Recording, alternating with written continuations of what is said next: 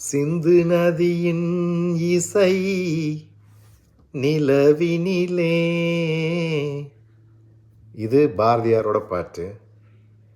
அதுக்கும் இதுக்கும் என்ன சம்மந்தம்னு கேட்குறீங்களா?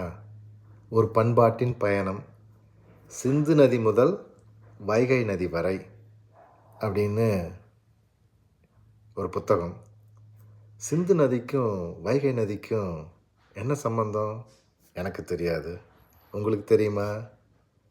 சரி, இந்த புத்தகத்தை எழுதின ஆர் பாலகிருஷ்ணன் ஐஏஎஸ் ஐயா அவர்கள் நம்மளுடைய புத்தக திருநாவுக்கு நேர்லேயே வராரு. அவர்கிட்டே கேட்டு தெரிஞ்சுக்கலாம். சரியா? மறந்துடாதீங்க. ஆகஸ்ட் 3ஆம் தேதி சனிக்கிழமை மாலை 7 மணி. ஒரு பண்பாட்டின் பயணம், வைகை நதி முதல் சிந்து நதி வரை. சிந்து நதி முதல் வைகை நதி வரை. கண்டிப்பாக வந்துடுங்க. சரியா?